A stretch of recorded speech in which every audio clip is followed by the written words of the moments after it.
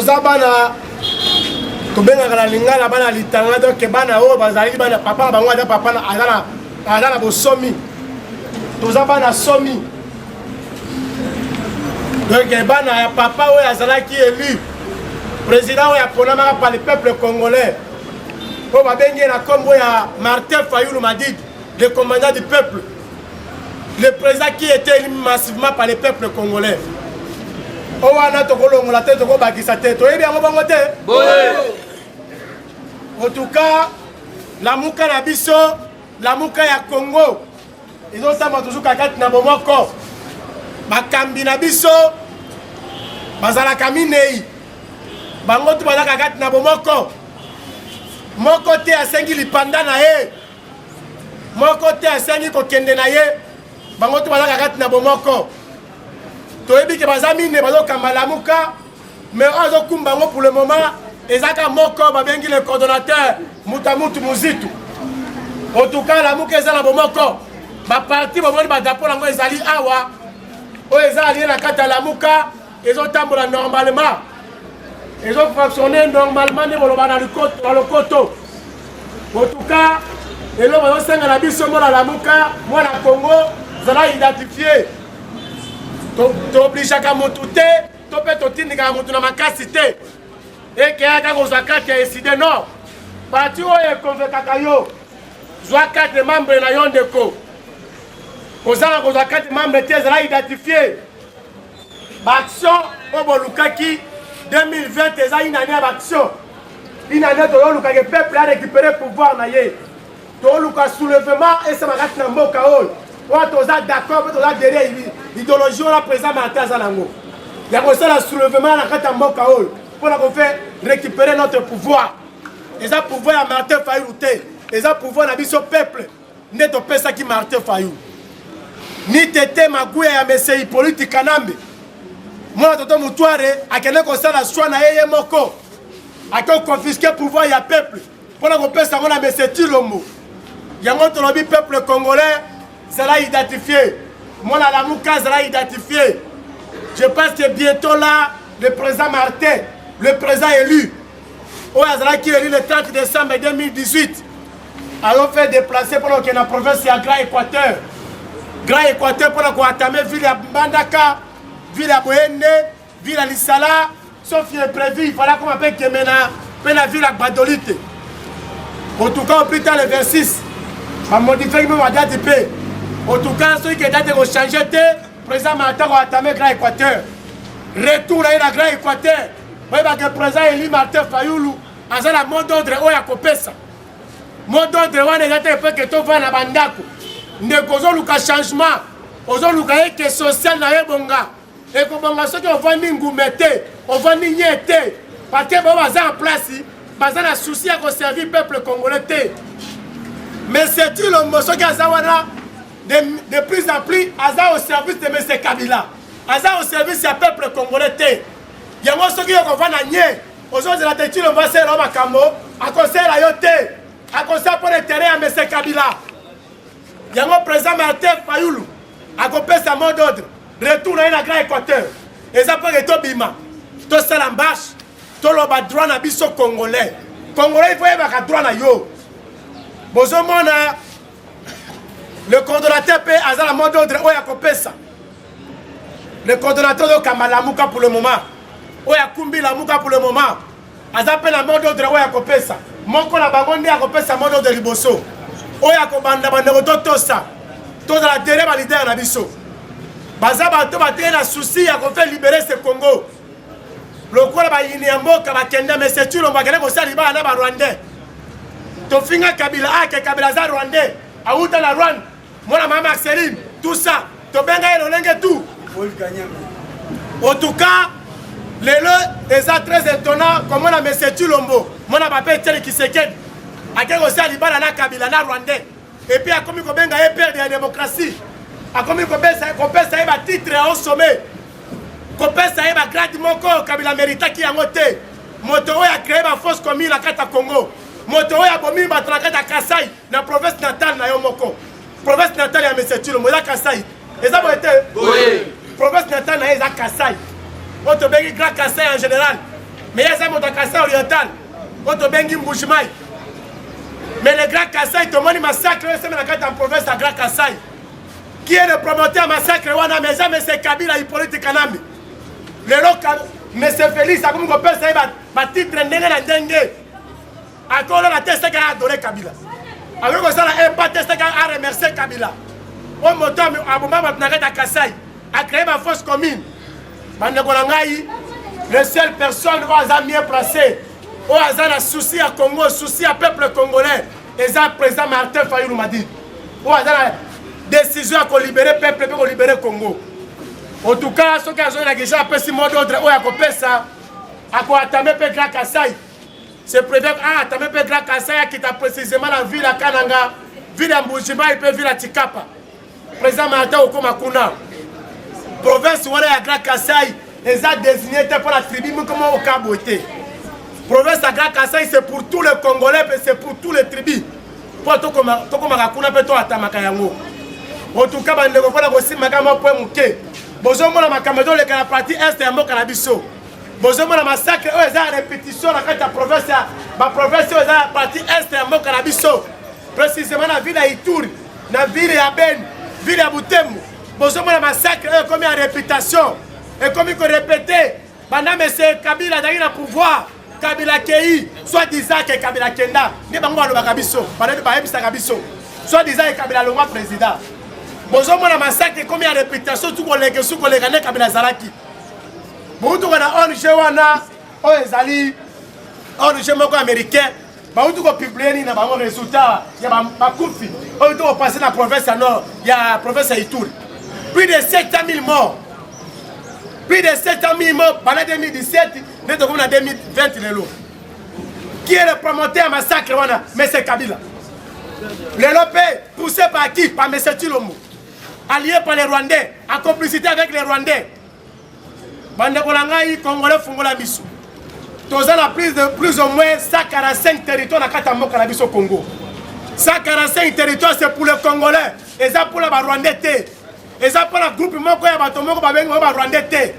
Et ça y a Azarès Roubert Roité. Et ça y a Bissengimani. 145 territoires, c'est pour les vrais Congolais. Et ça y a Bangote. Et ça y a Yamurenge. Et ça y a Bissou Congolais. Congolais, c'est la conscience. Tout ça rassemble. Le Congo n'appartient pas aux Rwandais. Le Congo n'appartient pas à Kagame. Le Congo n'appartient pas à Motomoko Boye. Le Congo appartient aux Congolais. Congolais, tu as une conscience, tu as ta conscience, tu as déterminé avec le commandant du peuple, avec le président qui était élu massivement par le peuple congolais le 30 décembre. En tout cas, tu as derrière le président Martin Fayulu Madid. On a tiré les seules personnes, à un souci à libérer le peuple congolais, pour libérer le Congo. À boy corruption de toutes les façons. À boy ma proposition à Kabila, oh, tout est avant la publication de l'élection. Et c'est ça ma bête? Et c'est ça ma bête? Bande Bolangaï, le Kola Messe Tshilombo, qui est terré à poche naïe. Et terré à Liboumou naïe. Et terré à Moissi naïe, ou à sa rwandaise. En tout cas, Bande Bolangaï, tous adhérés à notre président Eli Martin Fayulu. Baksio, ils ont sur le terrain. Baksio, on a Congolais répondre, tout répondre. Tout est mon côté, le commandant du peuple. Tout est mon côté. En tout cas, parlement, la biso peut pas connaître aux alliés Awa. Et l'autre, on s'est à Bomoko. On s'est à Bomoko. Tu peux avancer encore mieux sur ton zakaka à Bomoko.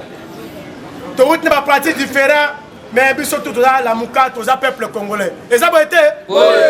Tout est à Nungu, tout est à Bokabo, les gagat na biso, tous les gagat na Bomoko.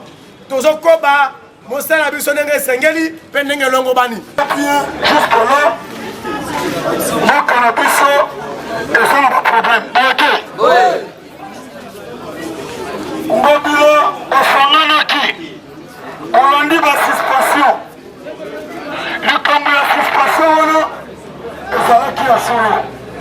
Un bateau, la bateau a pris n'a pas coulé. Et que Mobila, on m'a dit, et votre promotion a coupé. Dans le Mobila, a fallu qu'on suspende Pourquoi Félix a suspendu étape n'a rien plus qu'à détourner 15 millions de et où l'on monte là, on suspend le bourgmestre. Comme battait que bon, on peut faire qu'il y a Moussala, il y a Hiki. Et bon, on a pour Félix, pourquoi tu te calmes? Et que ça lie aux associations de malfaiteurs. Parce que là, pour le Congo, mais pour la mission, pour qu'on le baboué. Congo est côté il y a Kokufa et Tokosova Congo, comme battu pour le Baka. Tokosova.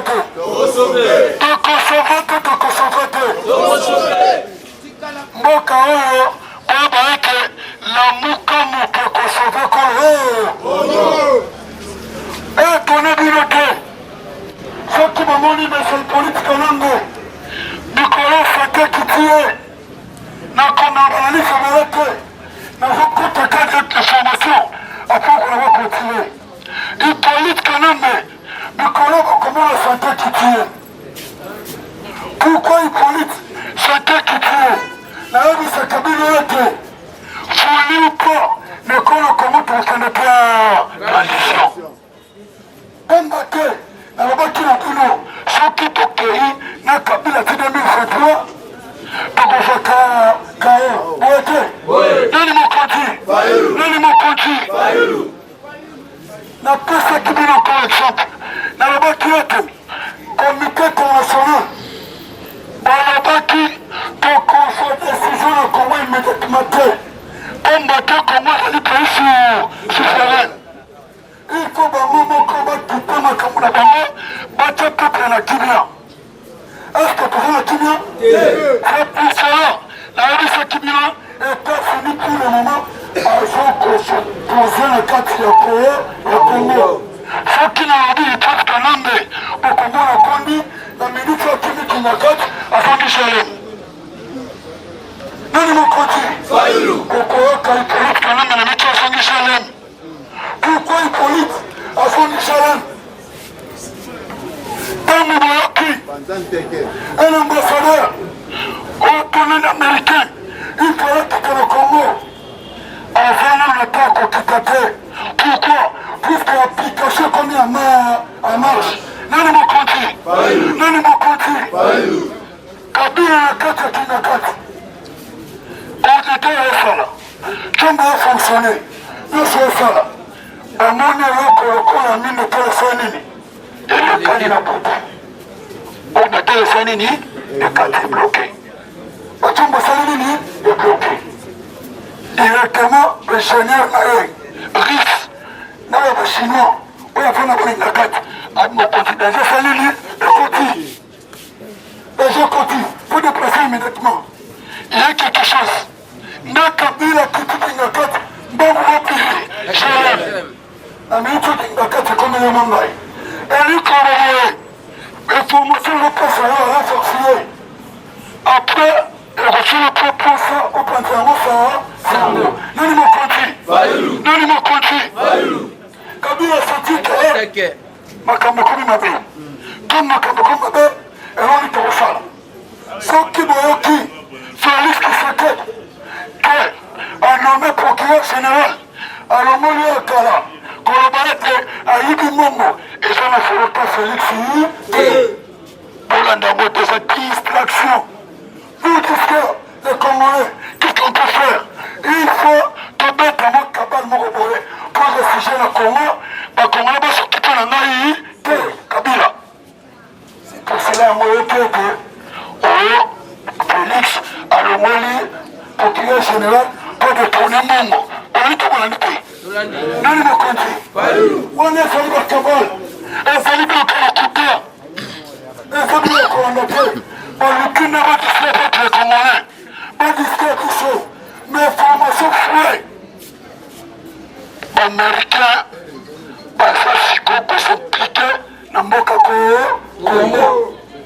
Les camouflés. Alors, la Félix. Alanaki, Abechole. Alors, c'était chaud. La presse a donné une formation. Tu as consulté déjà ma conversion religieuse. Et tu as consulté ma partie politique. La qui n'a pas de dialogue. Nani mokonzi? Nani mokonzi?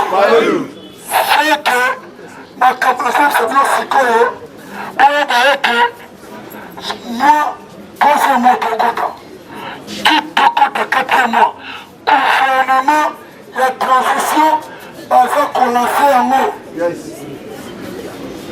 Nani mokonzi? Oyo baeke gouvernement la transition bazali commencé yango. Toujours que la transition. Pour nous, c'est la moyenne limitée. Puisque ben comme si bazali, je vais prendre cette information. Nani mokonzi? Tala mutu.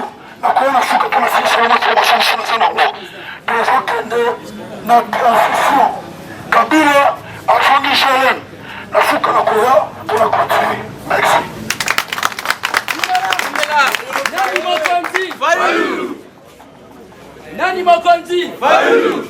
Idepesi batekela Kabila. Idepesi batekela Kabila. Ayoyo. Idepesi batekela Kabila. Ayoyo. Ayoyo. Lisobana fayue. Ayoyo. Oh, Félix batekela Kagame. Ayoyo. Batekela Kagame. Ayoyo. Félix batekela Kagame. Ayoyo. Félix batekela Kagame. Ayoyo. Ayoyo. Lisobana fayue. Ayoyo. Nani mokonzi? Nani chef de l'État? Nani bulldozer? Nani baoba? Nani chef de l'État? Qui est le président élu? Martin Fayoulou aza chef de l'État boyete. Ezala Kabila, Ezala Félix, Ezala Ambongo, Ezala Mosengo, chef de l'État c'est Martin Fayoulou. Oya lingita sali mokili ne boyete. Bayebisaki biso tokomesana menzoka te bango bamesani boyete. Bamesani parce que si lelo Félix azosala eloko moko beta bango yaya. Tozali awa sikoyo ekomeli bango opesi mbwambo ya boyiboye te. Me bango mibale baza na parti moko. Batu ya coalition bakoki kobunda te. Yoka tozalaki na Kabila IDPS ezalaki na opposition boye te. Mais IDPS eza na pouvoir, IDPS ekoti na opposition. Siko tokotia bino bisika parti opposition fezala muka boye te. Siko tozokende malembe po to faire comprendre na milimo ya batu.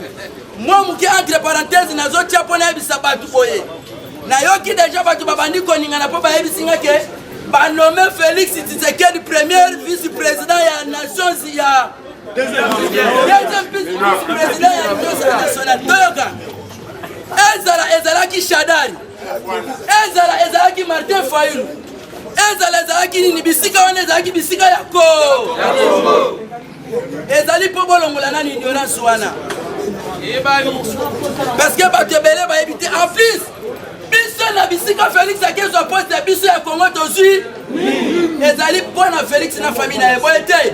Mais ya malamu Jean-Marc Kabuya na Félix baza au pouvoir bakombata na bango ti lelo baza na kati opposition vice-président nakozonga bien nani mokonzi mo place wana yokanga soko yobi nde makambo développement te toza po tolakisa yo ane oyo na Union africaine basala motiki pays na pays azozwa mandat lepo na kosala tala Jacob Zuma awuti kolongwa na Afrique du Sud bapesi Kagame mais bazongisi Cyril Ramaphosa kaka président ya Jacob Zuma kaka ya Afrique du Sud mpo na nini parce que place wana bakoki kopesa ngembo te mpo toboma moto botyayeka awa place o Cyril Ramaphosa yo conduire nano totana 2023 nini yango ekoya oyo akosimba bendele wana ozolanda yango bazozela Fayoulou moto akozwa bisika wana ozolanda nga badistra yo te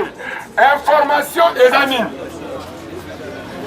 nga ekamwisinga Joseph Kabila akomi koloba makambo ya balkanisation nani mokonzi bomba otunela nga bangembo baza na opposition to bana na pouvoir webi ngembo lolema ana matoi aza na matoi ape na mapapu soki oza mboloko eokomi na mapapu ndenge nini soki mpoza no mpe nini oza na matoi ndenge nini idps baza kolala ti lelo mais quelque idps ya bamukuna na balandi balamuki ozolanda bien tozozela ye le 15 bazokonfirme ka dati wana mais eloko esepelisi ngai ke lelo face à face na Top Congo FM fanda wana okoyoka bazotuna meme siko balobi nini yango akolobela biso balobi makambo misato baozela dissolution ya parlement eloko ya liboso balokalisation ya république démocratique liko nani mokonzi nayebi tokomi bakommunikateur biso tuna babor bombakanga na loba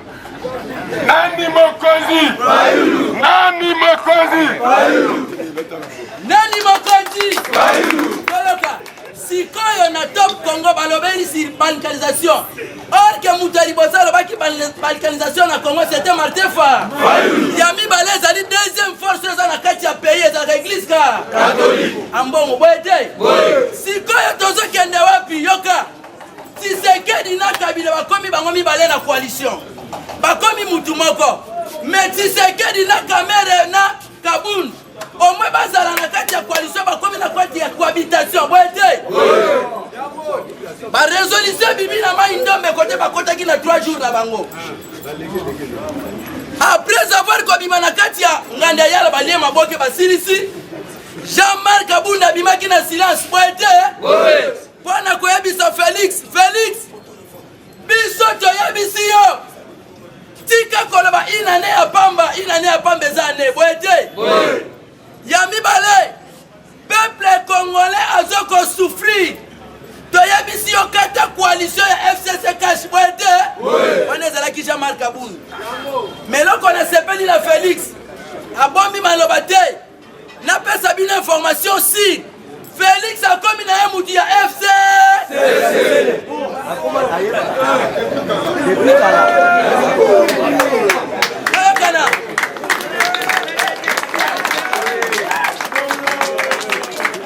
Félix sikoyo azalaka bandakala mais sikoyo asadere officiellement na kati ya FCC boye ayebisi Jean-Marc Kabunda opesaka nga mitindo ya kolongola signature ya Genève mais opesi nga mitindo ya kolongola signature ya Kingakati oyo kindoki te signature ya Kingakati ngai Félix natikali ami fidèle ya Joseph Fuka mpe tokokende biso mibale mokolo moko wana ya liboso ya mibale nakokata lisolo ya ngai na mutu ayiba 15 millions na mboka te kombo na eka yango bomoni mikolo ezo bokoyoka Jean-Marc Kabunda kosala assemblée ya kodémissionne ekozala te mpo alakisa biso ke alingi biso mpo bazokata na IDPS azosala parti de mpo yebanzwa ndambu ya bakombatant bokomprendre histoire azali wana te mpo asunga Félix mais azosala image or que Kabunda na Kabuya bango mibale mutu moko mutu a remplacer Kabunda eza Kabuya boye te siko IDPS ekokoma 6 mais vrai IDPS ezali IDPS ya Valentin Mubaki boye te nani mokonzi yoka Nicolas Koyate le 15 kaka nejama Kabunda ko déposer officiellement démission na ye elingi kolobeza nini biliaki bango bikoki mwana benda adi toyaki nzela moko tozonga nzela samoka Martin Fayulu kuna mpe bidosi alobi boye yoka biso ndenge tozawa toyaka te mpo tobeta bamasolo IDPS mpo elobela biso eloko te ozolanda tokamwaka bango te ta mpe na somo na bango te tosengeli mpe na bango te biso toza détermine na oyo tosala mais pourkui toyebisako masolo wana mpo na yo moto oza mbeyambeyawa soki ozalaka na posa ya kokende kuna kokoma ngembo lokola bango parce que kuna nano eloko eza te IDPS eloko eza te yoka Félix alobi boyo azoloba lobi meme batutu bazoloba ka démissionne eske yayebaka nde makambo akotika Kabila te bamela na makila bakata na ngenga akotika mpe Kamere te mais Kamere na Kabila babi baotika ye ekezolanda soki esolo boza na bonne relation yobi fo osimba mpe nga mponga mpe natambola bien bino bozofinanga nga mpe naloba na osimba kabine eske ezalaka ministre ya finance alobi clair avant de Missambo, ministre de Finance, Adam Matata Pon. Matata Pon est à Kabila. Ceux qui sont dans la bonne relation, le ministre de Finance va côté là. Et là, Mouzoba, quand on a 17 ans de Colonel, il est passé et Koufa de Wokala. Papa qui s'est fait l'élo, quand on a tout Congo Kak. Nakatia, Bakongo. Makambu oya gouverneur wana atuma tubana bande banda. Le honneur du soba dit que crise politique est commis à 120%. Chef de l'État soi-disant agent le peuple d'abord, tout le Félix. Quelle sorte à peuple le peuple d'abord? Parce que les mêmes peuples wana le bakabana kabila. Yo le bilo zaka kolela kabila. Les mêmes peuples wana balobi du sud de Paul Yaya ne biso le 15 makambo masili bilaki bango bisali ne. Sadi Félix la qui sabi ça pour position officielle. Donc autant la Syrie elle-même a jamais kabou de ba makasi. Information de toujours personne de Colonel soit kango pesa ba. Ba disa yote que Félix a gossé lelo. Ceux qui m'ont dit que Félix a fait tout le monde en moyenne. Les Américains, n'a eu qu'une confirmation mon collègue. Secrétaire de l'Amérique, on va y aller. Mais on a les 13. Pourquoi on a les 13? Alors, il y a 4 grands lacs Mobimba. Atikala jamais comme on a. Président Bousso modèle. Aïe, aïe, aïe, tête à tête. N'a pas ce exemple. La même conseil de sécurité va qui n'est allé à. Tout le monde a tango grave. Bango américain va j'en Bakoye bisaye face à face. N'abissez comme on a lobby. La Washington cherche un nouveau président. Oyo a remplacé Kabila. Tilo moté pour Tilo va comment la noire. Pour Mouta comment on a sa ordonnance. Mouta dans l'ordonnance c'est un président. T'es d'abord voté. Yoka. Nani Mokonzi. Nakati na place ordonnance pour compléter bisika ba bisika que Tilo m'a nommé batukuna la justice. La Cour suprême. Vous symbole là. To symbole ngo bien. C'est ça. Batu bazo comprendre le phénomèneité. Tilombo avasa la nomination il faut ba yoka na yena Kabila boyete. Oui. Tilombo noma yemoko kingu wa kumwanza est-ce que kingu asala? Oui. Batu bazo comprendre le phénomèneité. Pour comprendre le phénomène, il faut ba yoka. Tilombo banda côté na pouvoir a nommé déjà a signé 3 signatures na ye. Bona batu bakota la misala me bazate boyete. Oui. Nomination ya batu a Cour suprême. Ezali bakabiliste et d'avance. Na mwenye penga ebisinga ke tipo ba nommé au Tilombo bazolo ba nommé. Azali ancien ba oyo ba kordaka déjà élection oyo utaki koleka ya lukuta. Bakei koyoka na kingakati. D'avance za koyoka na te comme information. Félix a uti kofuka mera Kabila sikoyo. Pona nini? Pesa ngata miniti. Nana kisa image ke na bani déjà konomé. Félix ayebi Kabila yebisie. Na kopesa we image mais problème na ngazali. Batu wana bakozala basie kabiliste boyete. Oui. Yoka. Tuna batu wana ne ranome komone na nazana. Na kati ya magistrat na yo biso apartient lelo. Grave déjà c'est bani déjà la Cour suprême. Lelo. Pas ba magistrat. Na bita so la ndaki. Tous les avocats lelo. Oto la ndaki lelo ba bandi déjà ba no kuta kuta na premier ministre. Lelo nini? Batela na 7 personnes. Si 7 personnes. Oh, il y a nomination. Kabila a 5 personnes. Naebisa Kabila qui est vrai gouvernement dans la Kingakat. Balongoli Matata Pono, Nakata Finance, Aduka ka directeur à Kabila Matata Pono Batie, on a pas salini. Vous répondez bien. Vous avez Tilombo. Ah, Nani Mokonzi. Vous avez Tilombo. Est-ce que vous avez est-ce que Tilombo bangi service? Et Google bangi service? Étiquette bangi service? Bazuka ka ministre à finance.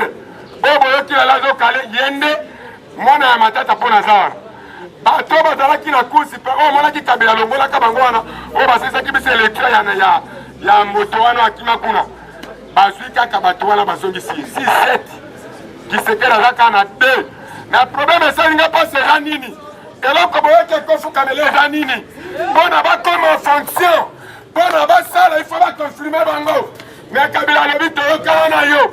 Confirmation zaka boyanga. Boya yo libanda. Ngati o make kuna bisala ngo yo lingi.